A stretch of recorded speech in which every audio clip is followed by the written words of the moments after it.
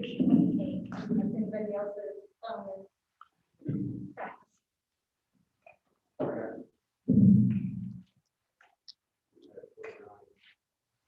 And now.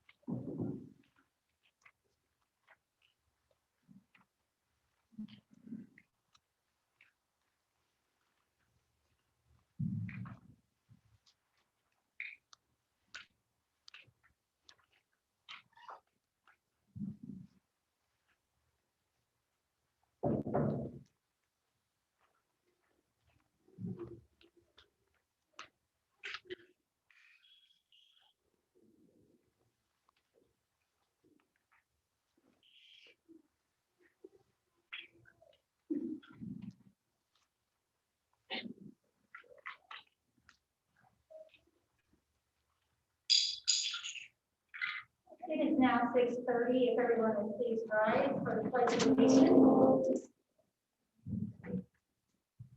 I pledge allegiance to the flag of the United States of America and to the republic for which it stands, one nation, under God, indivisible, with liberty and justice for all. Welcome, everyone. For Dr. Barker.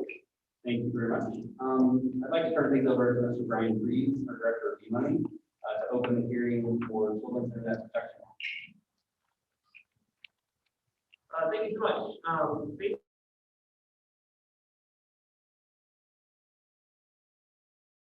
Protection Act.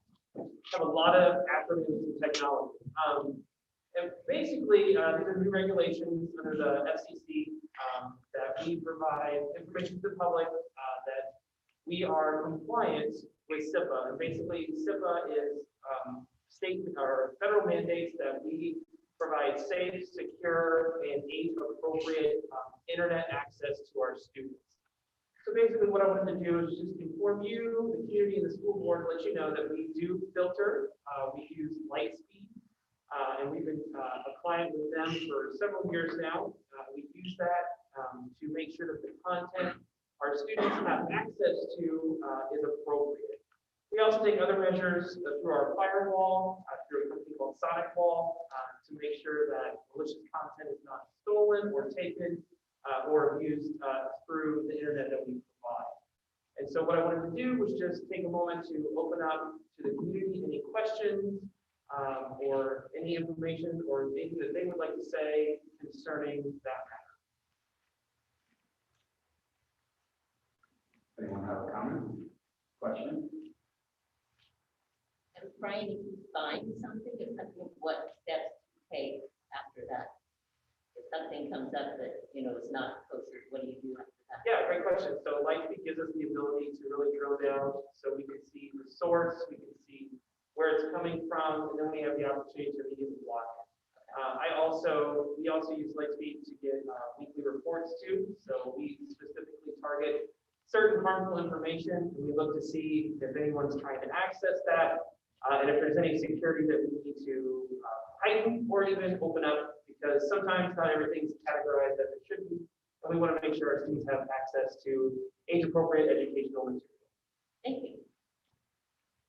Any other public questions or comments before we close the hearing? Anything you can share, Brian, that somebody might be able to look out for with their job? Anything, well, really big right now, there's a lot of what's called phishing, and that's not without a rod and reel, but that's essentially individuals who are disguising themselves as someone else or someone of importance, and then emailing or attempting to contact another individual, pretending to be that person to get private information. We have really good email filters through Gmail that block a lot of that. Sometimes, unfortunately, those slip through. So we periodically like to send information to our staff about what phishing is, what to look out for, and occasionally we do get attempts. People like to disguise themselves as Dr. Arthur very often, asking them to contact them with immediate, important items, but a lot of times those are very easy to identify. But for students, they might not understand what that is, and might think that's something they need to respond to. So it's important that they understand, it never hurts to contact that individual and say, hey, you tried to reach me through this email. I didn't know you had this account, things like that. I do know that this is very sensitive because I believe my son's English teacher is here and they had to do a poem on suicide. And I got contacted because he did a poem on suicide. So they sent me an email saying I needed to watch my son because he wrote about suicide. He did request an A for that, but it did take that sensitivity in those words and pile them together. We also work with a company called Safely. What they do is they monitor student email and also Google Drive material, and they target specific things like bullying, suicide. We look for that information, and then they alert us on anything that they find. What's really great about Safely is a lot of companies use automated algorithms, so they just use a machine that's looking for those things. You get a lot of what's called false positives. And for the safe mail, not only do they have a machine that's looking at that, but then they have a human aspect that then goes through it, takes a minute to read it and say, okay, no, this isn't serious, or this is. And then if it's very serious, they will actually call us. We have a chain, and then we have actually several steps that we take to make sure that we get the proper individuals notified of something that is important. Thank you. Any other comments or questions from the board? Community? Hearing none, thank you, Mr. Bruce. Thank you. Okay, we're now going into the regular section, and we will begin with a presentation. Yes, so tonight we're super excited to host almost all of our principals. If I look out, I think we have almost everyone here. We have a couple of family commitments or other things going on, so we appreciate everyone making it. Principals are at the heart of everything we do in the school district. Aside from teachers, they are the most important person in a building. They are the point of contact for everything that goes on, for every support that's needed, and just do many things that I think most people don't realize that they're engaged in. So tonight we wanted to take a few minutes just to recognize our principals and assistant principals and deans. And I know on behalf of the board and on behalf of our administration here, we couldn't do what we do every day without them. So thank you very much, and thank you for being here. And hopefully we won't keep you too long tonight. Being here for a long day, but we appreciate all your smiles. I do want to go through the list, so if you would come up once I say your name and your school, and take a few steps over to where Ms. Law is, and she has a gift for you. First, Stephanie Manley, Centerton Elementary.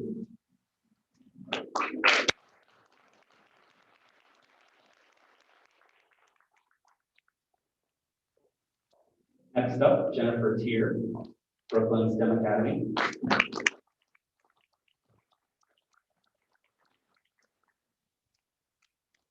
Next, Kyle Stout, Charles Smith Academy.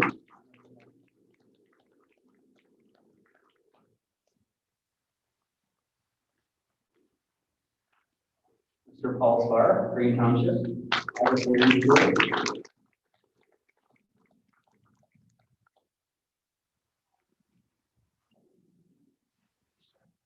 Mrs. Jill Vulcan.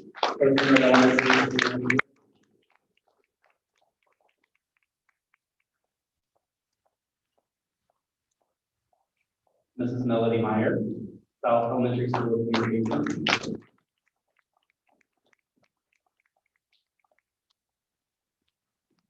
Last but not least, elementary principal, Mr. Ryan Cox, Paragon Elementary School.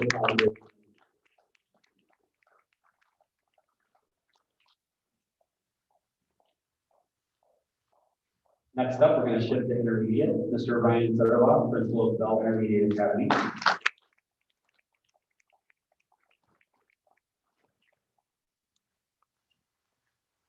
His right and left hand, Brady Hammonds, Dean of Students.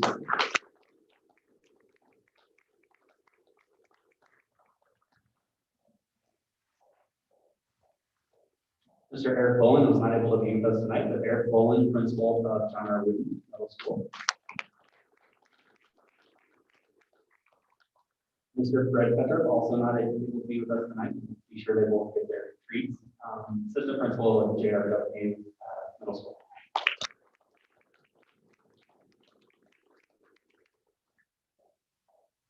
As we shift to the high school, Missy Rito and her bodyguard.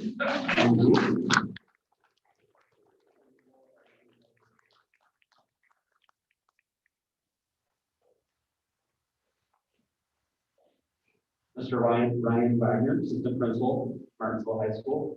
I don't think so. Ryan is that. Brian Duggar, Assistant Principal of Martinsville High School.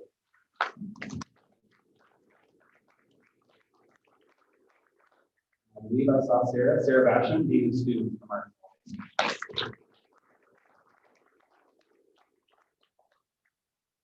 So once again, a sincere thanks to all of you and all that you do for our community, our students, and our country. Board, and if you have anything you'd like to say or some thoughts, I'll turn this over to you. Big thank you.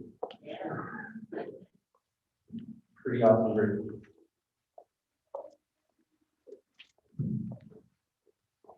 Thank you. We will now, public comments. I believe we have no one signed up to speak this evening.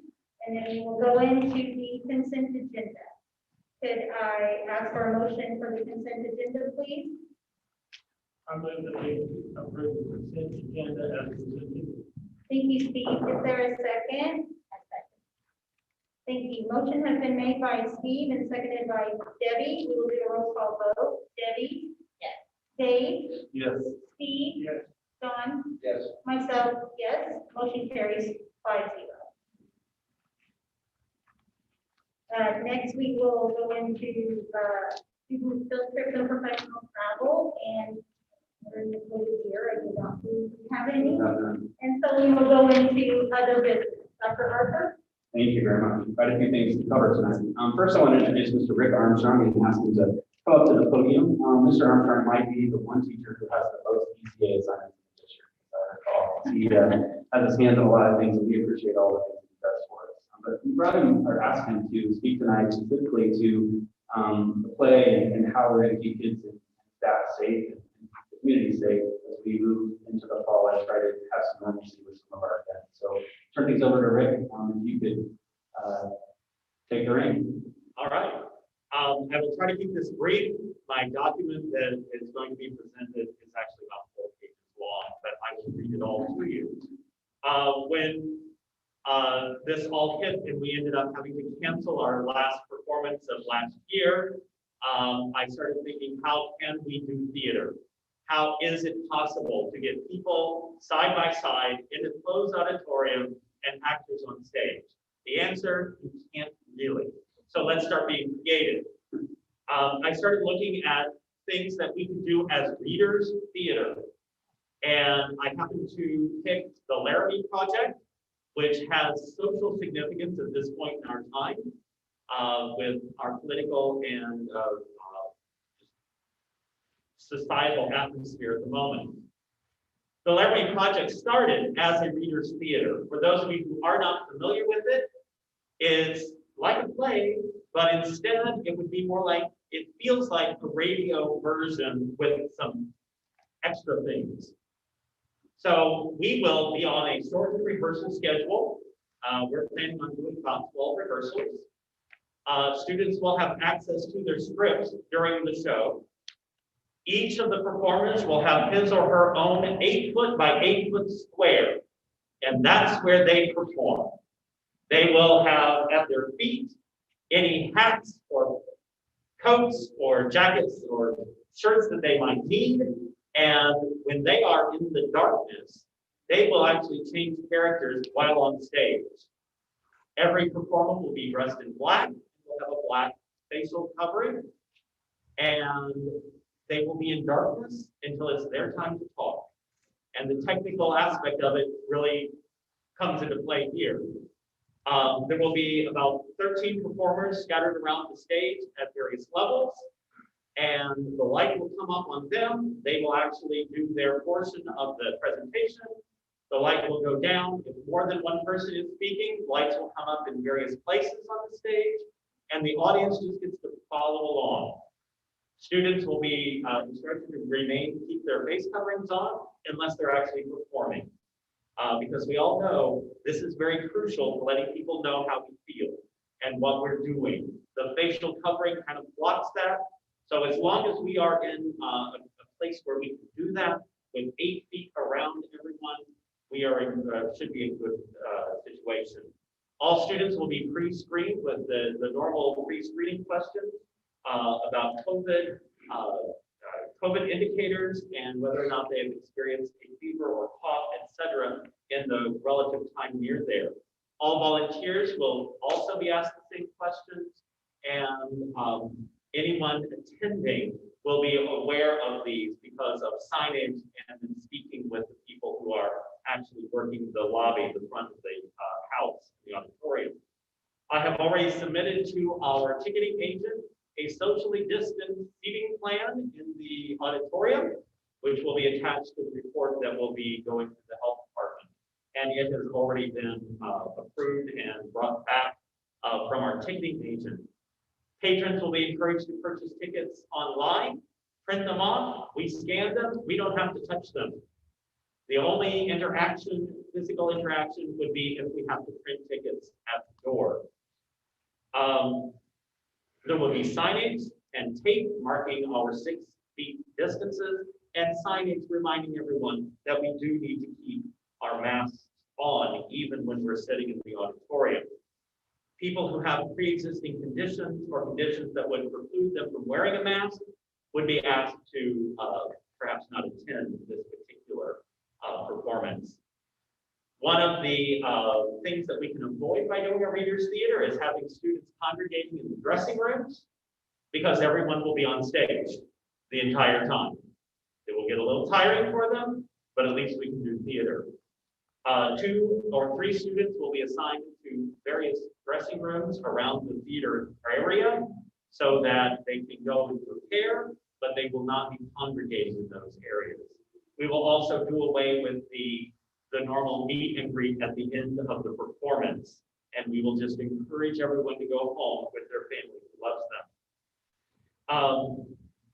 Each rehearsal, everyone will be pre-screened, everyone will be keeping distance, and we will, again, try to maintain as much of the protocols that we have during the school day, if not more, to keep our students and myself healthy until we can get to a performance time. Essentially, in conclusion, I just want to actually read my conclusion. Performance is an important part of the school curriculum, whether it be on the court, the field, or the stage. Performance allows students to make memories and develop long-lasting attachments to their peers, their directors and coaches, and to the craft in which they are participating. This will stay with the students for the rest of their lives. Performances have been greatly hindered during this current pandemic, so we have sought ways and means by which these types of activities can occur. It is hoped that this production will happen at the approved time, but we do have an alternative plan in mind. The format of the production as reader's theater is one of the safest models and the least amount of contact and rehearsal time that will allow for a theatrical production. We have attempted to lay out this plan to ensure the health and safety of the students involved. We have attempted to assure that our patrons, that we are working for their health and their safety as well. We feel that it's possible for this to happen and appreciate the assistance of those who have helped to see this come to fruition.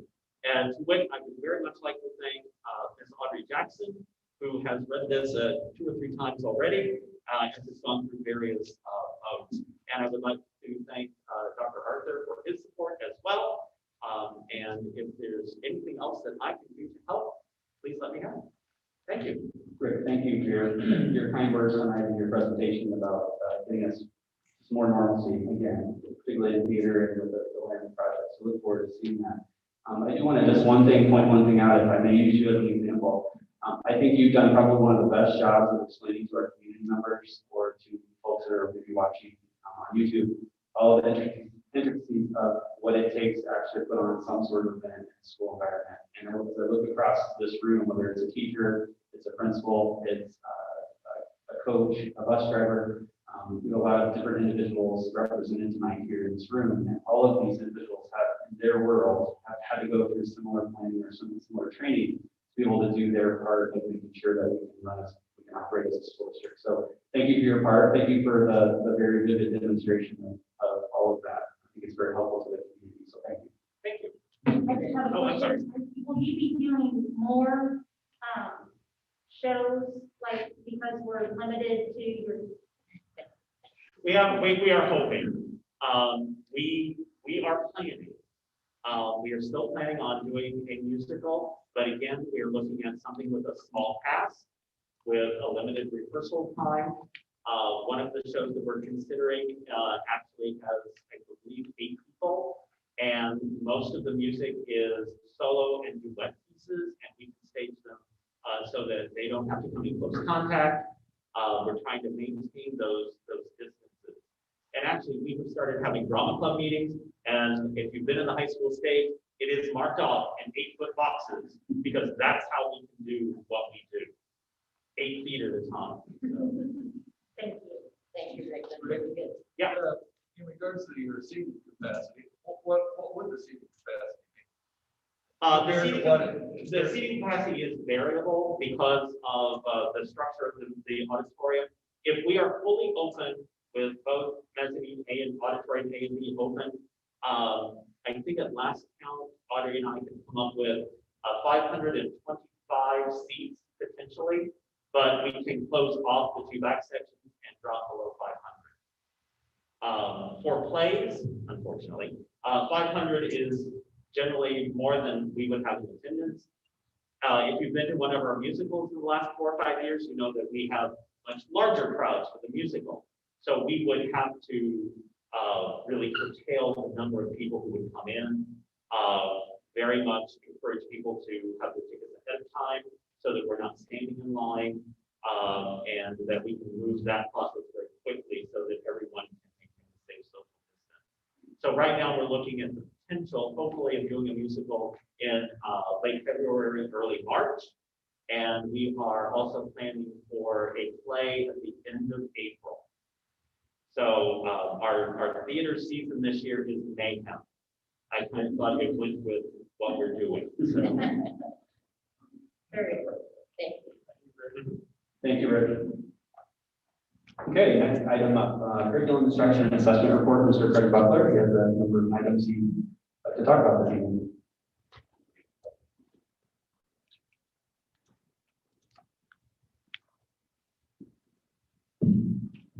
Good evening, everyone. I'm pleased to share several things that have been either have happened or will be happening in the curriculum instruction assessment world in all of our schools. I want to start off with just an update on the career ladder grant. That work started about a year ago. We were awarded the grant last November. We had every intention on kicking things off in March, and then things slowed down. So just a reminder that we are collaborating with NIAT, which is the National Institute of Excellence in Teaching. And one of the ladies who works with that organization was the teacher this evening. Unfortunately, she wasn't able to make it. So I'm going to share a few of the just pieces of information about NIAT and then what our beginning steps are. NIAT is a national nonprofit focused on supporting districts and schools to achieve high levels of teaching, learning, and leadership for all staff and students. They have been in business for 20 years, have a strong track record for getting positive results for their partners. They have a national view, so it's a national organization, but the beauty in what they do is they have local staff that work with the schools in the district. They're engaged with us through the career ladder grant, and so we will be starting that journey with them in just a couple of weeks. They're kicking off with a strengths-based needs assessment in each of our 10 buildings, and that will include conversations with students, staff, administrators, instructional coaches, and they'll be really looking at what's going well in the schools and where maybe some opportunities for improvement. They customize the support, so it can look different from building to building in our district, so we can have an overall district goal and then some different school goals as well. So we're super excited, and like I said, that starts I believe the first week of November, it's the first 2 weeks of November. They will be visiting all 10 of our schools. Any questions about the career library? Professional learning update. So we are taking advantage of every minute, every Wednesday. I had a conversation with Mrs. Meyer earlier this week, and she said it's quite possibly the busiest day of her week. I'm sure that's true for all of our building principals. We are also in collaboration with the Central Indiana Education Service Center, or CISC, and they're providing 3 one-hour professional learning opportunities for our new to Martinsville teachers. The first one was on the last week before fall break in October. We also have a November and a December session set. The first one was focused on classroom management. The second one will be planning, lesson planning and instruction. And the final one will be on communication, not only between teachers and students, but teachers and home and those pieces. Dr. Christy Helton works at the CISC, and she is facilitating those Zoom professional learning opportunities. And then the instructional coaches are following up with those teachers based on what their new learning was. We also have recently had 14 elementary staff members, and I think this family was one of those, complete the launch training for Project Lead the Way, which means that in short time, all of our elementary students will have some Project Lead the Way experiences in their buildings through their technology classes. It's very exciting that we're able to provide that to our students at not only our elementary schools, but adult and youth academies as well. All elementary technology specials will have Project Lead the Way activities. Special thank you to Susan Parker, who's kind of taking the lead on that for me, coordinating that training, working with the teachers, supporting all of that, and she participated in the training as well. These are just 2 examples of the many professional learning opportunities that we're giving our teachers, other staff, all staff on Wednesdays. There's a direct correlation between increasing teacher capacity and the capacity of our building leaders and what the students will be able to achieve in the classroom. So we're very, very excited about what's going on those days. A quick testing update, because assessment is part of what I'd like to talk about as well. The fall NWA window closed on the 6th of October. In the coming weeks, the principals, and actually I participated in some of this on Wednesday of this week, yesterday, will be unpacking that data to identify the strengths and opportunities for improvement for students in the classroom. The instructional coaches again support the teachers and the building administrators in that process. I'm really pleased to share that NWA structured the assessment in a way that for our online learners, they can participate in that assessment as well. So I really want to thank the building leaders who are providing support to the instructional coaches who really got in the trenches and tried to make sure all of those online learners were able to take that test. Additionally, the Dyslexia Window has opened for our second graders. It's just a reminder to everyone. All students in grades kindergarten, first grade, and second grade are screened for dyslexia annually. We start with our second graders kind of fall. We screen our first graders in the middle of the year, and then our kindergartners in spring. Just today, I'm looking for Ms. Garth. I can see her right now, but there was an update on our website. So families that have some questions about the dyslexia screen, go to the website. They can reach out directly to their child's building principal. Or Bonnie Rigby here at the CEC, one of our instructional coaches, she's our district lead on the dyslexia testing. Just as a general FYI, we decided to postpone our parent-teacher conferences till midwinter. They were scheduled for before fall break, and after some discussion between principals, the teachers, NCTA, myself, it made good sense that we might wait until we knew our students better before we met with our families. I do want to share that teachers are already reaching out as they would any year, not wait with concern from parent-teacher conferences to discuss those. If there are concerns, they've already reached out to the families, but also families can reach out at any time to the child's teacher, the building principal, if there are concerns. We'll have more information in the coming weeks on when those exact dates will be, but we want to really kind of want to get over the hump of the holidays, the start of the new year, to see kind of where we're at with those things. Finally, I just want to share that staff members throughout the district are discussing digital citizenship, which I think Mr. Reese talked about the importance of that at the beginning of this meeting. Susan Parker, again, who's our technology integration specialist, is visiting several of the schools and doing some presentations. We are using the Common Sense Education curriculum. Once the staff has all participated in the training, we become a Common Sense school. And once we have that in all of our buildings, we become a Common Sense district. As the Common Sense ambassador, Ms. Parker is able to provide the required professional development, train the teachers, and help the schools work towards that goal. I'm pleased to share that South Elementary Communications is our first school. That is our first renewed certified Common Sense school, but I know that the others are short behind them on getting that accomplished. So as well, that's another professional development opportunity that's occurring on campus. Lots to talk about. That was just kind of a few things we've been. I'll be happy to answer the questions that the board has and anything I want to share. So one thing when I was reading all of your stuff, it was very interesting. I really like the new teacher thing, because I think that's a way to retain our teachers, and first-year teachers are all excited and they are like, they'll take any help they can get. I think that's neat that you're giving them that and following up with the instructional coaches too. I also like on the NWPA being able to be used on Wednesdays, and that gives you the time to look at it, and the principals can lead and instructional coaches. So you know, a lot of great information, and I appreciate it. You're welcome. Okay, next item. I want to talk a little bit about our policy project and then talk about the first policies tonight.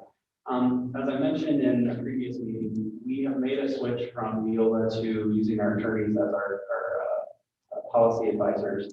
Neola, the structure of Neola, one of the concerns I've had with using the structure of Neola is that many districts do use it. It is a very popular service, but they're in the business of writing policy.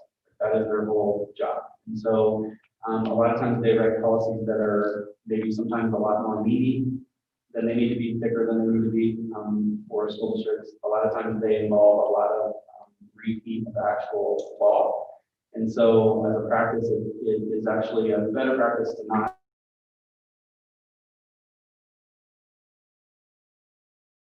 rather direct people to the law. So that way, when the law changes or gets updated, we don't have policies that are out of date. So long story short, we're working with our policy advisors to kind of make some shifts to our structure. And so tonight, some of the policies that I mentioned, we have a little bit of a different letter number structure. So I'll talk about that here in a second, the reason for that. But I also want to just mention that, again, this is first read. And so any policy that happens to be on the list tonight that involves something that other groups need to be a part of that conversation, there's opportunity for us to do that between now and the next time in which we ask you guys to approve this policy. As an example would be making sure that we reach out to NCTA and have appropriate discussion on policies that impact teachers. So know that that will occur between when we provide you all first opportunity to see the policy and before we ask you to vote. And certainly you can always ask at the time when we ask you to vote, which for these will be November. You can certainly check back with us to see who we have talked with on these particular policies. So again, tonight's first read, most of the things that you'll see as we go through this policy project is we are cleaning up in essence every policy we have. Most of what you'll see are title changes to bring it up to more of the today's language and in alignment with the law, as well as the numbering letter structure that I mentioned. So one significant difference between Neola and using really any other policy service, the School Boards Association has a policy service, or several different attorneys groups that do education law have them. With Neola, one of the things that happens is duplication. So if you look at our current structure, which is the Neola structure, and don't quote me on this, I don't have it in front of me, but for example, perhaps 1,000 might be, the 1,000 policies might be professional, 2,000 might be non-certified, 3,000 might be students. But within those policies, if there's a policy such as the very first one, no tobacco, the exact same policy would be duplicated 3 times under each one of those numbers. There would be 1,000, like it would be 1,250, it would be 2,250, and 3,250. And it would fall under each one of those categories to make sure that everyone knew, we expect a note of tobacco policy for every student, every staff, every student member when they're on property. What the approach that we're taking now is making a shift that there's no reason to have the same policy duplicated word for word 3 times and be posted on the website 3 times. Because what that does is that creates more opportunity for error on our end to have things that are not congruent and don't make sense and often don't get updated. So this project is over the next many months is to get us up to date on everything that we need to be up to date on, clean some things up, change some wording. And so as we do first reads, I will point out to you changes that have been suggested in these policies, and also talk about what policies these are replacing. We will always also in the agenda make sure that we indicate what policy it is that this policy is taking place that we're talking about over this list. And I think you can see that in the agenda tonight. It says old and has the old policy. If somebody wants to go to the website and look at differences. So given that, I'm not going to read these to you. I'm just going to kind of hit some of the highlights on each one. The first one, the no tobacco policy, there are absolutely no changes to the actual language. The only change is adding the media and code sites at the bottom that were not originally there on the first policy. So that is the only change to A2, no tobacco. The next policy, A325. And by the way, I probably should have mentioned this. I will send this to you, I'll put it in the packet. Let me just briefly mention what the letters mean. A are the basic commitments of the school district. B, school board governance. C, students. D, administration and personnel. E, instruction. F, fiscal management. G, operations and facilities. And H, community relations. So, not that you have to memorize those, but I'll make sure you have a copy of this. I apologize if that's not in the packet. Next one, communicable disease. I could just say it. A325. We did have a policy, obviously, for the same thing. It was the old 8450. Significant changes to this is really as it relates to COVID-19, making sure that we're clear on what communicable diseases are and how we handle when students or staff have diseases as such. Statute does allow and actually prescribes that administration makes certain that when somebody does have a communicable disease, that you're taking you're doing the right things to ensure that those are not spread across your district. So this supports all the things that we're doing with COVID-19, and again is basically the old 8450 policy. There is one shift in which we actually mentioned the Indiana Department of Health that was not specifically in the previous policy, as I recall. So we added that piece to it, but otherwise this is basically the exact same policy as before, just relettering and renaming. A325. And if I forget to pause and ask, please stop me. Any questions on either of those first two? Hearing none, I'll move on to the next. C175. There are significant changes to this one. These are driven by COVID-19, quite honestly. And the fact that we need to be more, we need to have more flexibility in our attendance policies to ensure that students are not counted absent when they indeed are sick with COVID-19 or being put out of school as a close contact. So the changes to this policy, in essence, assist us with being able to do that. What it also does is it continues to support, which is all Indiana code. It's not, these are not changes. That we have families that choose not to send their children to school, or their children are not actively engaging in their e-learning, things that we are required to do by statute to eventually report those sorts of things to authorities after so many instances. So not a lot of significant changes to this policy other than just making some shifts for COVID-19 to allow us some flexibility. You will notice in the policy there's some references to continuous learning. For example, continuous learning was not a thing until COVID-19 policy. So that's a significant change. There's also some language in here that says the governing body of a school corporation may authorize additional pieces that are excused absences. So again, that's that COVID-19 piece. You're in essence telling me or allowing me to excuse things that previous policy would have had a count student that's absent for and call them unexcused. Any questions about C175? Okay.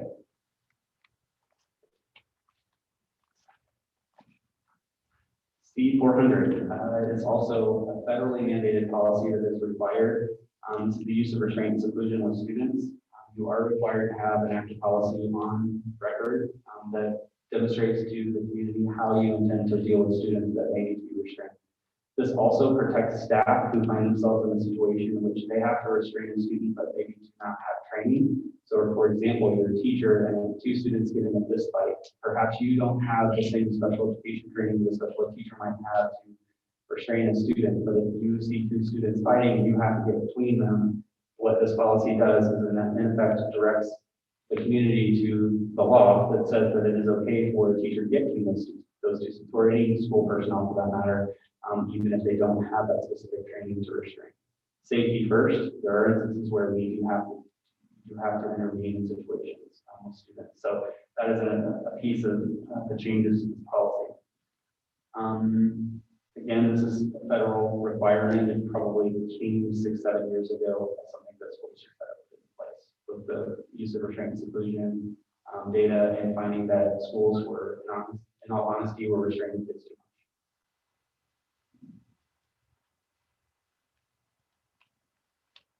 Any questions?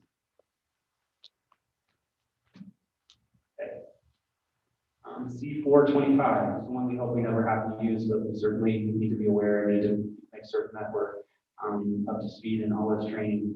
Student suicide prevention and awareness. This particular policy, some changes that we've made to this policy specifically direct somebody who has concerns about suicide to a portion of our website. Previously, we didn't have that information here, so it directs them to the website. It also gives contact information for who to reach out to, a bit of a call if they have questions or concerns or know somebody that's suicidal. Obviously, there are lots of other ways to get help if you are suicidal, but the school district also has a responsibility to share information for students and families to get them the help that they might need. Just a second to make sure I'm not missing anything. Again, this is not a new policy. This has been required for a number of years. Teachers felt required to change a few years ago when legislatively it was legislated that once every 3 years, looking to the MSD president, I believe once every 3 years that every staff member who has any contact with a student has specific suicide training. We actually do that more often than every 3 years. I think that's an important training, and so we expect our staff to have that much more often than once every 3 years. So that's something we provide. It is something we're doing. Through the policy, you are allowed to do it either online, in person. We've done a couple of different things over the years. So depending on who you ask, it might be a different answer, but almost all of our staff at this point have been through online training, but we have also had, it's escaping me, we've had a group come and do specific suicide training in the past with staff. And we keep track of who needs that training. We sure do. Yep. Thank you. Any other questions on suicide prevention? Okay, next item, D325, which is personal background checks and mandatory reporting. So the significant change, really the only change to this policy is the addition of the very last paragraph, which I will read just to make sure that we're all on the same page. No district employee, contractor, or agent shall assist a district employee, contractor, or agent in obtaining a new job apart from the routine transmission of administrative personnel files. If the individual knows or has probable cause to believe that school employee, contractor, or agent engaged in sexual misconduct regarding a minor or student violation of the law. So in essence, if we have somebody who's applying for a job, it would be against school board policy in the Indiana code to recommend that individual to a school position. If we are aware we have any concern about that individual having sexual misconduct history. Obviously, we do significant background checking, as does every school district, and we take that very seriously. I recently have made some shifts in our own departments, in our own way in which we do business here. The law allows for a period of time in which you can employ somebody before their background check comes back. We do not do that. We require the background check to be back and clear before we allow the employee to start working for us. Questions on D325?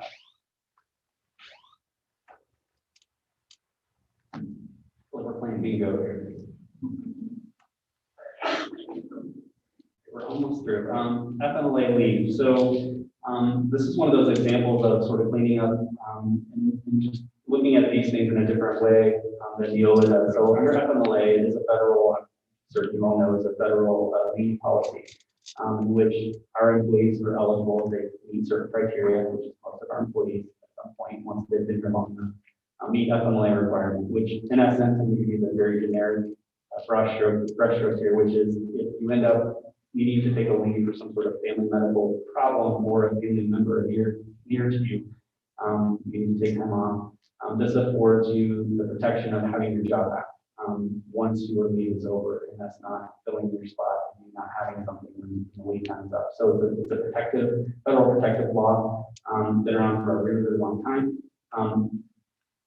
In my opinion, unfortunately, with the structure that we have now, the law that's put on the website is the actual law. So really what this does is it just directs you to the law. So that again, we're not putting language, copying and pasting from somewhere else, putting on our website, hoping that it stays accurate. We're just going to direct folks to the FMLA rules that are out there. Of course, we have a staff of people who are well-versed in FMLA for our staff and all of this. It's not new to any of us, but this is a significant change because again, all the FMLA language is currently sitting on our website in this policy. It will go away and simply say, you need to go out to the FMLA policy, the federal policy for further information. Again, we have an obligation as an employer to give that information to the employee anyway, so they will have that as an employee.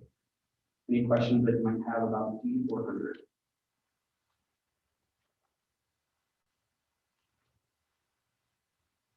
Thank you, hearing none. Last one, justifiable decrease in teaching positions. This particular policy is a policy that drives the way in which we have to go into a risk situation or reduction in force situation, the way in which we handle that, the way in which we hopefully never have to, but if we were to have to, there needs to be a process in place that's board approved that everyone is aware of. This is the format by which we go through to pick which teachers would potentially lose their position. As sad as that might be. So this particular policy, significant changes. There are a couple of wording changes, not significant changes. We changed a couple of words from staff to employee or employee to staff, not sure which, one way or the other. We also added a section which is directly in reference to the Elliott decision.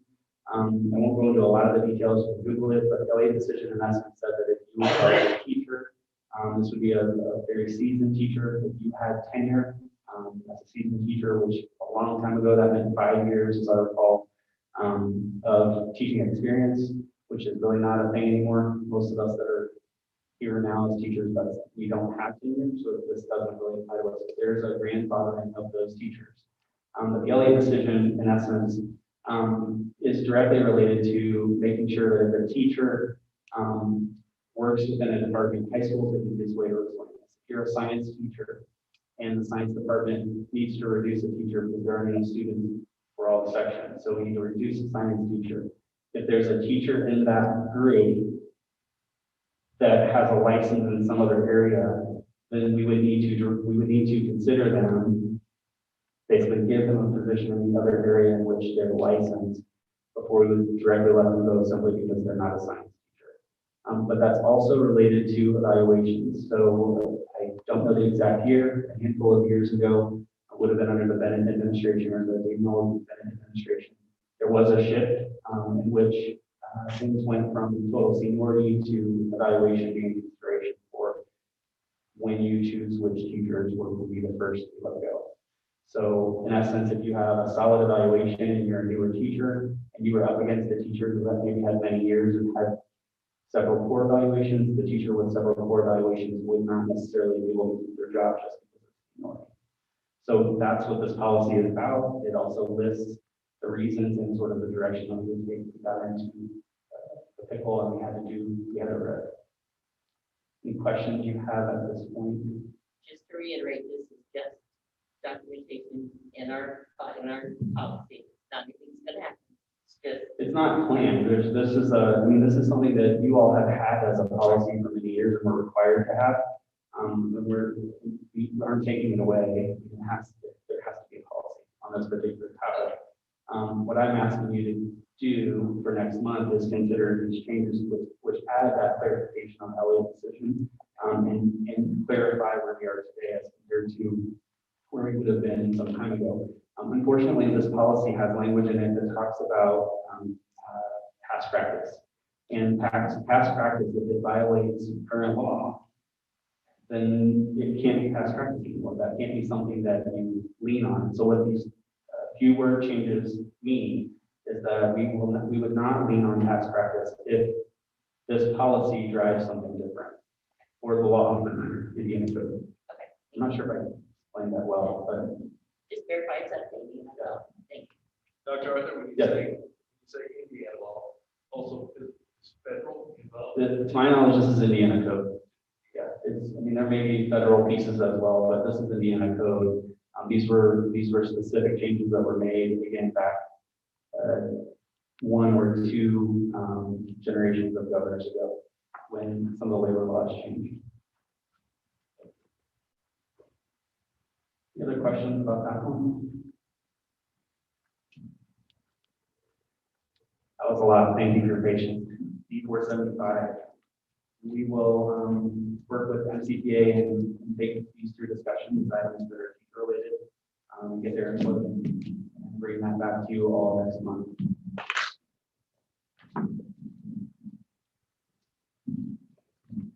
Okay. Now we're ready for action items. Mr. Butler. I just have shared the proposed school calendar for the 2021-2022 school year.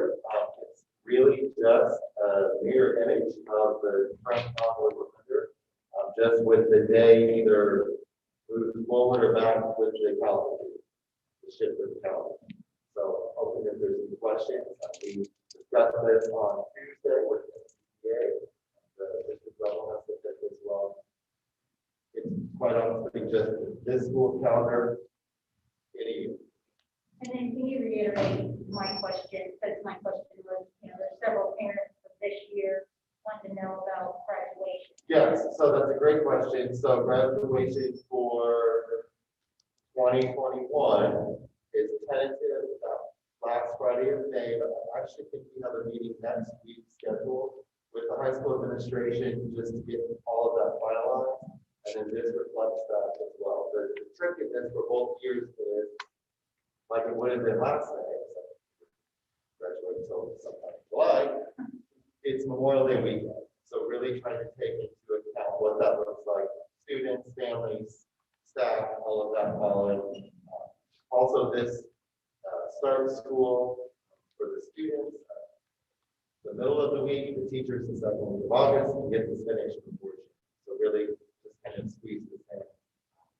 On the second page, I think I don't know how to make it for you. I did provide a table that shows how the 9 weeks, semesters, and the trimesters are. This was part of our discussion on Tuesday.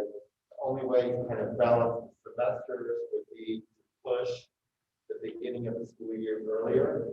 We also had some conversation about Christmas break, the way Christmas falls, and quite honestly, I'll share my bias as an elementary principal. The closer you get to December 25th in elementary school, the more difficult those days become. So that I will wholeheartedly acknowledge that as I was looking through this, that was part of my planning piece, because some districts do split the weeks, get it a little bit closer to, so push maybe till December 22nd, 23rd, and then come back a little bit later in January. But I'm sure my elementary friends here could verify that those are just really tough throwaway days in elementary school that goes to the holiday. I would like to ask for a motion to approve the 2021-2022 district calendar, please. I make a motion that we approve the proposed district calendar for the year 2021, 2022 as presented. Thank you, Dave. Is there a second? I second. Thank you. Motion has been made by Dave and seconded by Don. Is there any discussion or questions? I'll take a roll call vote. Debbie? Dave? Yes. Steve? Don? Yes. Myself, yes. Motion carries 5. Thank you very much. Next up, Mr. Ogden, could you please jump into the budget items? Thank you, Dr. Arthur. The next resolution we'll bring forward to you is the 2021 bus replacement plan. This was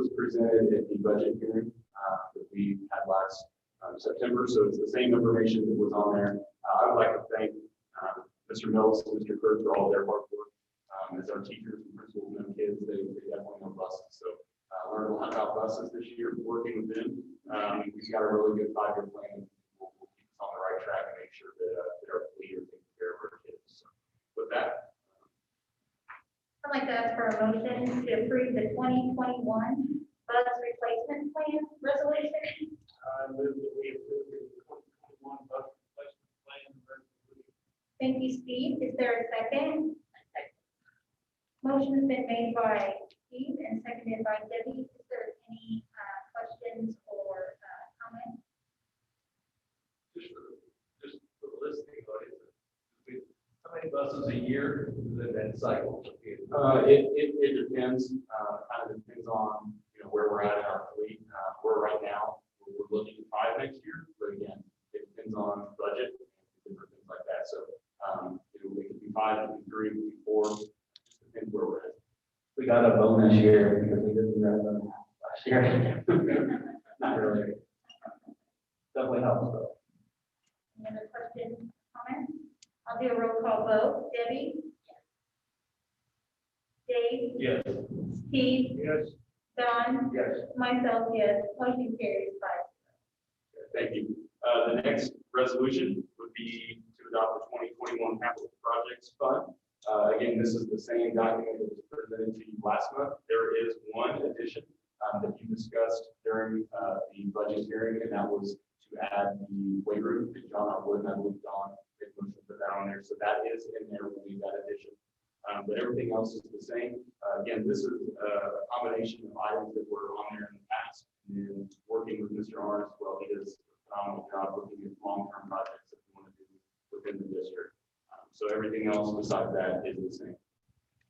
I'd like to ask for a motion to approve the 2021 Capital Project Fund Plan resolution. I move that we adopt the 2021 capital projects fund plan. Thank you, Don. Is there a second? Motion's been made by Don and seconded by Steve. Is there any comments or questions? We will take a roll call vote. Debbie? Yes. Dave? Yes. Steve? Yes. Don? Yes. Myself, yes. Motion carries 5. Thank you. Final item for the budget is to approve the 2021 budget. This is kind of the culmination of the process that started back in January. We had the budget workshop in September, obviously had the budget hearing in September as well. So the information that's in the board packet is the same as what has been presented before. If it is approved, we have 5 days to go into gateway and we will sign off on everything that we need to, and then we will wait for what's called a 1782 notice. And that comes out at the end of November, and that'll basically tell us how much money we're going to get for debt service. We know that education and then operations. I'd like to ask for a motion to approve the 2021 resolution for appropriations and tax rates, including the 2021 budget, please.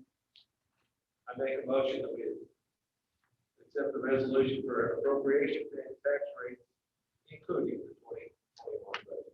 Thank you, Dave. Is there a second? I second.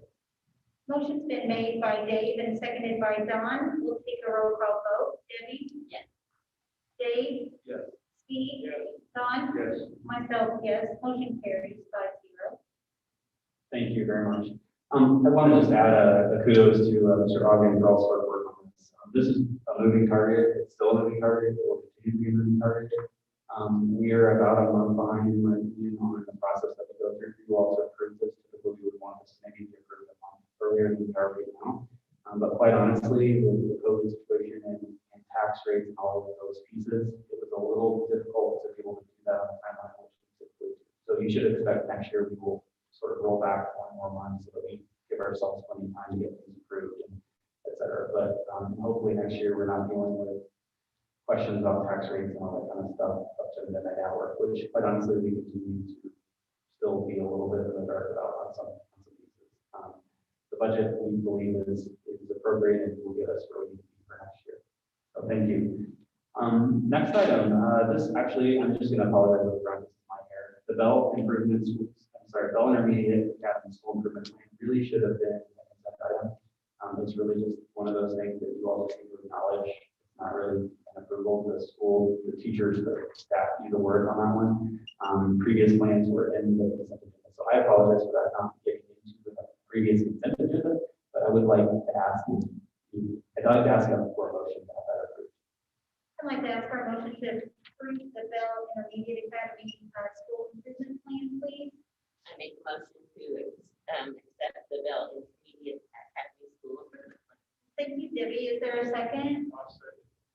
Motion's been made by Debbie and seconded by Steve. We'll do the roll call vote. Debbie? Yes. Oh, I'm sorry. Is there any discussion or questions? Roll call vote. Debbie? Yes. Dave? Yes. Steve? Yes. Don? Yes. Myself, yes. Motion carries 5-0. Thank you, and I apologize. We're talking about school improvement plan. Every school is mandated by federal law to have a school improvement plan. It's not something that's just unique to the LL, it's not in trouble. I really should have prefaced that in the plan. We just didn't get it in the plan with all others. What's his first one? So it's special. That's true. Hold them extra accountable. Next item. I just want to circle back quickly to the school improvement plans. Just all 10 schools have those submitted. We have a deadline with the Department of Education, and so everything is right on target for those that they needed. I'm going to talk about the next two items together because they really are the same thing. So because we were awarded the year grant, and now the slots are being used to replace the devices in grades 5 through 8, we had to make an adjustment to the technology fee that we were going to give to the students and to their families. Reduce because the grant is paying for the device instead of the family. So that's simply what this is.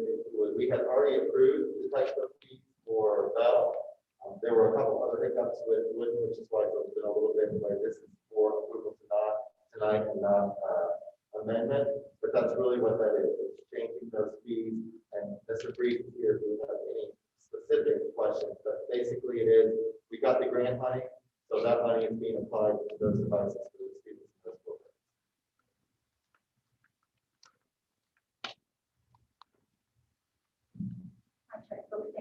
Thank you very much. I'd like to ask for a motion to approve Bell Intermediate and John Arwood textbook fee, please. I make a motion to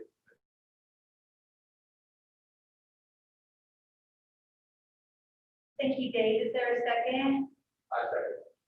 Motion's been made by Dave and seconded by Don. Is there any questions or comments? I'll do a roll call vote. Debbie? Yes. Dave? Yes. Steve? Yes. Don? Yes. Myself, yes. Motion carries 5. Thank you. Mr. Ogden. The next item is the non-CDL bus driver proposal from Mr. Mills. Just a little bit of information about that. Right now, due to COVID, we are short of bus drivers. Mr. Mills and Mr. Kirk, they are currently running multiple routes daily, and they've been doing that since the first day of school. So they put their heads together, and due to the shortage, they are proposing that we can hire some part-time drivers that do not require us to have, not require them to have a CDL, just an operating license, and then they will do some additional training so that they are able to drive a activity bus that's under 16 passengers. We currently do that now. We have coaches who drive an activity bus. We have some teachers. We have instructional assistants. So this is not a practice that we're not already doing. This is just an opportunity for them to hopefully hire some individuals on a part-time basis, train them, and then with the hope to get them certified with their CDLs so that they can then drive sub routes. They can drive, take over routes if we have someone that would leave the district. So really, it's just kind of planning for now, but also planning for the future if we do have a shortage of additional drivers. So again, nothing different than what we're currently doing. We run a lot of routes that people don't know about. A lot of people think that we just pick up kids from home and take them to school. We take some students to the Indiana Deaf School. We have some students who we pick up who are homeless. We're in DCS, and we're liable for transporting them to and from school. So this is just an opportunity to kind of fill that need and make sure that we have drivers for our students. I'd like to ask for a motion to approve the non-CDL non-CDL bus driver proposal, please? Make a motion that we accept the non-CDL bus driver proposal. Thank you, Dave. Is there a second? I second. Motion has been made by Dave and seconded by Debbie. Is there any questions? Yes, Mr. Alvin, we might also, when I first looked at this on the agenda, it concerned me, and as you recall, and the administration and the board recall, I had a lot of questions when it came to this, because it appeared, and you've covered this, but I just want to repeat that, it appears that we were putting less qualified individuals behind the wheel of our school buses. When, again, you pointed out that these are less than 16 passenger buses. I might also add that during the process, they're going to be trained to get their CDL and become a regular bus driver. This not only helps create more transportation for our school system, which there's a national shortage of drivers, but it also creates greater employment opportunities in our area. I also might add that Martinsville is not the only school system in our community that's doing this. As Mr. Mills told me that Warrenville is also doing that. And this is also, if I might add, approved by the regulating committees with regular transportation system for our schools. Absolutely. We will now do a roll call vote. Debbie? Yes. Dave? Yes. Steve? Yes. Dawn? Yes. Myself, yes. Motion carries 5-0. If I may, I'm going to do these next three as a jump. You're okay with that donation? First one, Tri-Kappa, donation of dictionaries for third grade students. This is an annual donation, so thank you, Tri-Kappa, for that. Sam's Club donation of 500 masks for the MSD of Martinsville. Thank you, Sam's Club. Two athletics donations recognized, Cotton Funeral Home for $1,090, and Bully Feed and Wisco $3,500. Thank all of those individuals for businesses for supporting our school district. As I always say, community partners are huge for us, and they're what help us stick. So we really appreciate that support. I'd like to ask for a motion to approve the donations, please. I move that we approve the donation. Thank you, Steve. Is there a second? I second. Motion has been made by Steve and seconded by Dawn. Is there any questions or comments? Thank you to everybody that is involved. We love donations and we love people helping. We will now do a roll call vote. Debbie? Yes. Dave? Yes. Steve? Yes. Dawn? Yes. Myself, yes. Motion carries 5-0. Thank And you. now we're ready for the superintendent comments. Okay, I want to just real quickly give you an update and point the community as well to a spot on our website that we've added. The state of Indiana has been talking over the last several months about adding a COVID-19 transparency portal for schools. One of the things that we found, might be a flaw of that, is that the definition of a case would indicate to our community that there aren't very many people who are affected. I don't feel like that's right. It didn't feel like the information that people would go and look at would be an accurate picture of what we're actually dealing with in the trenches here in Martinsville. So it's all about definitions, it's all about wording. So what we've done is I've asked Audrey Jackson, our Director of Student Services and our pandemic princess, as we call her, to pull together some COVID data for us. So every Monday morning, at the very least, every Monday morning, she is updating our website with on a COVID page, COVID-19 page, the number of people who are absent, or sick, or close contact, etc. It does not include identifying information of anyone, so that's not an issue. But it gives you a better picture of what's actually happening in the moment, as opposed to waiting a couple weeks for the state to process things and put things up on their website. So we're pretty proud of having that out there. We're ahead, and we think that's a really good way to share with our community how we're doing. On that note, I do want to bring up some pieces of information. I'm certain most people are probably watching the news, paying attention, but I think we've all heard there's this fatigue with COVID. People are getting tired of hearing about it. We understand that, but just as Mr. Armstrong said earlier, we have an obligation to keep people safe. We have an obligation to do everything we can to keep the spread minimized.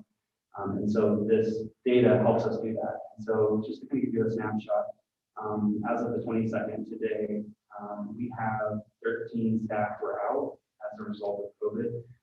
That does not include anybody else who's out for any other reason. So that's 13 on top of what we normally have out. Of that is 5 teachers, 6 staff who are secretaries, counselors, clinic aides, administrators, et cetera, all inspectors. We have 2 support staff that are out right now. So a total of 13. The highest we've been, just to kind of give you an idea, is 14, and that was that was Monday. So it may not seem like a lot, but when you don't have substitutes, it doesn't take much. And so like bus drivers, those kinds of things, they start being included in these numbers or start getting sick. It doesn't take much before all of our systems start sort of falling in on themselves. So I just want to bring to everyone's attention, the board and the community, that we have an obligation to keep doing all that we can to keep that distance from others and do just as much of your part outside of the school day on the outside to help us be able to keep schools open. The other thing that I do want to draw everyone's attention, if you're looking at the county map, Morgan County is significantly up in the last couple of days. Morgan County is currently in yellow status, 6.8% positivity rate. We're higher than Marion, Johnson, Monroe, Owen, Putnam, and Brown. So we really need to be paying attention to what we're doing, because it won't take much for us to be impacted here as a school district. I just don't want that to be a surprise to anybody. There is no plan to make a color change. We'll be very clear about that. That is not the intention of this conversation. It is more about let's be proactive so we don't get ourselves in a pinch. I'm really proud of our staff and our kids. Our kids have knocked it out of the park. They are constantly wearing their masks, doing what they're supposed to be doing. Quite honestly, they're ratting out the ones that aren't. We have those conversations with those kids and staff who maybe aren't doing what they're supposed to be doing, because we do feel it's imperative. We are masked 100% across the district. My staff will attest to, I sit in my office with masks on when I'm here. So even though there are people around, it's important for us to do those things to slow the spread. So if we can work together to train and get ourselves in a little bit better spot of the county, it will help all of us, all of our school districts, not just Martinsville, but Mooresville, Eminence, and Northern. So we're right on that hinge, though, with the county map of moving into the next section, which quite honestly is the section that suggests, not mandates, but suggests that we look at more of a hybrid model where we have kids at home more. I'm not interested in going that direction. We need to be moving in the other direction. We need to be moving into the direction in which we have kids here as much as possible. But we got to be able to do it safely. So I'll quit arguing about that, but I did want to just bring the attention to everybody that we are putting these numbers up. We want people to know that they're out there. Just real quick, I'm looking for Jane. If you go to the MSD of Martinsville.org, Jane was going to put it right there on the front where you see all the little circles. But if you go in and you do the search and you hit COVID dashboard, it brings up everything Dr. Harper just said. Because I did it myself, so it'll bring it up and then you just click it. But we're going to try and get it right there on that front page. I probably should have shared one other piece here, just some student data. I shared staff, I forgot to share student data. We were in August running about 30 kids on top of regular absences. We're running about 30 kids who are either close contacts, pretty much we're all close contacts, because we really haven't had much positivity within the district. We've had some high days right before fall break. We were at 123, 129, 141. So you can see we're inching up. And we're back down. We had a week off. We're back down to some pretty low numbers, but we are not going to lie. We're worried that with everyone kind of taking a break, that here in the next week, we're going to have to see some higher numbers. So we will do what we need to do to keep people safe, but want to make sure we're transparent about all that. Thank you for tolerating all that conversation. Recognition, I want to make really quick. So one of the things that we found in this Wednesday thing, which I know is not really popular with everyone, one of the things that's been very helpful for Wednesdays is the amount of training that our teachers have been able to receive, and our staff in general, not just teachers, our staff in general. And so one of the examples, and it really is a kudo more than anything, a teacher emailed me and said, hello, I wanted to let you know I attended the York Billingham training today with Lisa Sonic, and she was amazing.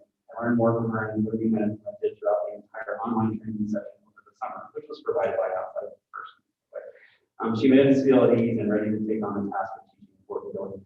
it's just one of those examples of teachers teaching teachers, and that opportunity wouldn't necessarily be available in the way that it was if we were not able to do what we're doing on our Wednesdays. So we're very appreciative of that time. As promised in my video and as promised at previous meetings, we are looking at the whole picture of our plan and changes that we might need to make. I will be bringing to the board most likely some potential shifts around winter break. So that's as close as I can get right now in terms of the promise of the time frame. But we have a lot of different stakeholders we need to talk to before we make these significant changes. What I will say is that we've started engaging with our principals about what are the things that you can start doing in your building, might bring back some normalcy to help people understand that we're trying to move in that direction. So that you'll hopefully begin to see some of those. Those are not things that I necessarily feel like require the board to approve. So we will start making some of those changes once we run those through discussion and are all on the same page about where we're headed with those. But again, that was about Lisa's time. I really appreciate her hard work there. I also want to recognize, and I know I'm not going to steal too much of your thunder, I want to recognize all of our athletics. I've been super excited this week with cross country, as well as volleyball, of course, and the football section coming up. So today's Cat Day, tomorrow is wear red and blue or your favorite college jersey. So hopefully we can get some kids and staff involved tomorrow. So appreciate everyone's patience. We've got a lot of things to talk about tonight, but we also feel like it's a lot of important stuff. So thank you. We're almost done, I promise. Now, board member comments, Debbie? This is my favorite part. We'll know that I'll use my teacher voice now that I can hear it. Good luck to our football team. Start sectional tomorrow. Jennings County here. It's an exciting time. It's when everybody celebrates and supports them, and that's the neat part. Congratulations to our girls cross country team. They did a great showing at regionals, and we have one girl received, and I hope I don't ruin her name, Lena Wiesel. Did I get right her clothes? Oh, Morzella, thank you. But she's going on to Seventh State. Congratulations to her. Our boys cross country team is going to Seventh State. How exciting! And volleyball is going to regionals. That's exciting. And I say the ones that I know the best for last, the principals. I know exactly how hard you work. The one thing I will tell you is I'm really glad I'm retired because I could have done all the computer stuff that you do. We appreciate you greatly. Kids are wonderful, they're happy, they're safe, and I just want you to know how much we appreciate you and we love you. And thank you very, very much. Thank you, Debbie. Dave? Well, seeing how today's hat day, I'm gonna put my Martinsville hat on, okay? Nothing like wearing our teaching hat, but again, just the principals, thank you very much for being here. Thank you all for all you do. Just probably not enough words we can say to you. Rick Armstrong, I think he has some wonderful things planned here for the students in high school, but can't wait to come and check that out. And Dr. Arthur was talking about being proactive, and I want to congratulate our coaches and our players in our sports. You know, if you follow sports on television, what there is, boy, it's all about being safe. I mean, it's been shut down, and not at Martinsville, and thankfully there's been a few problems in the area, but overall, boy, who would have thought? I'm very thankful that the boys got the season in. I think moving on this Friday night. Speaking of Friday nights, much as I love to go to ball games, try not to miss too many, but I've missed a lot this year. But I haven't missed them because I think you go home and tell your husband tonight, that Eric Meyer and his staff are at the high school. They're doing a great job.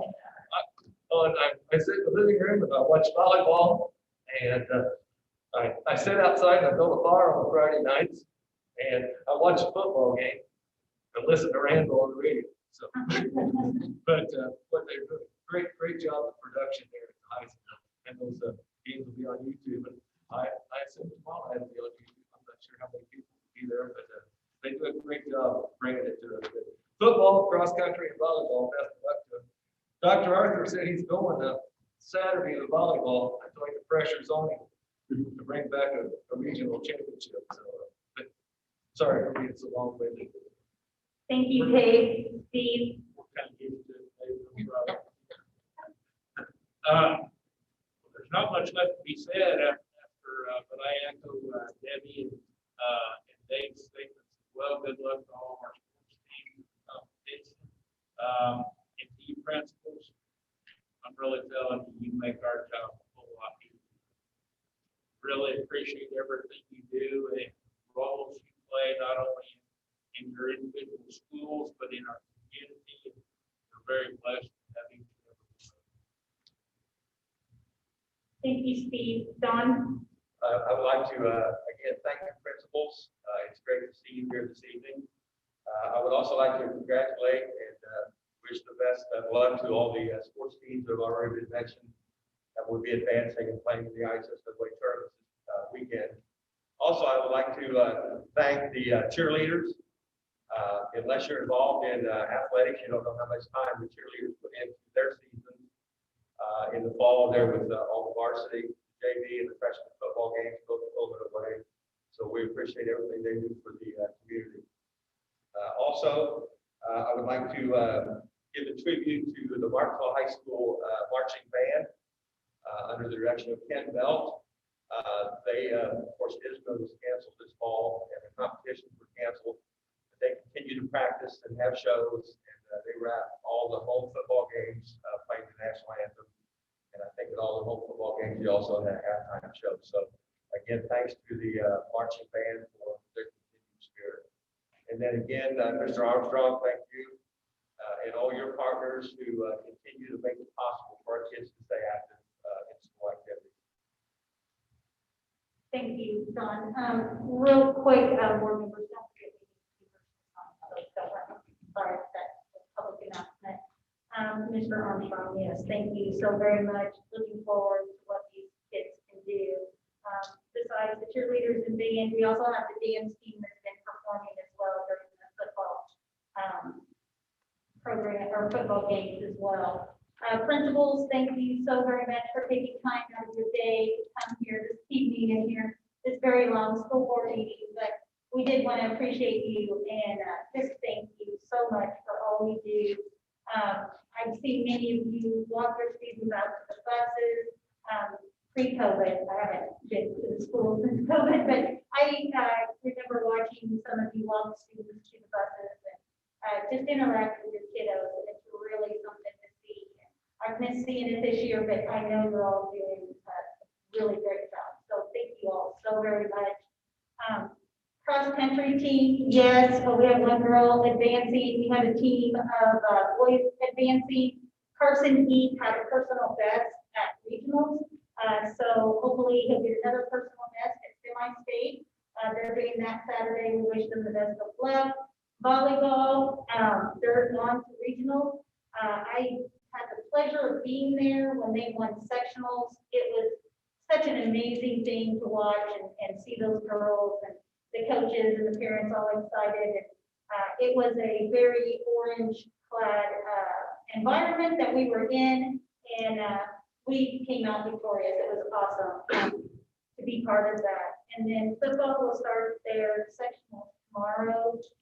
That's always exciting. And like it's been mentioned before, our kiddos do rock. They have been doing what they need to do for the sole purpose of being able to go out on the court, on the field, perform, and they're just rocking it. Our entire district is doing what we need to do so that we can keep these kids in school. And for that, we greatly appreciate it. So again, thank you all for being patient and being here this evening. If there's no further comments, I would like to ask for a motion to adjourn. Thank you, Dave. Is there a second? Thank you, Steve. Roll call vote. Debbie? Dave? Yes. Steve? Yes. Don? Yes. Myself, yes. Motion carries.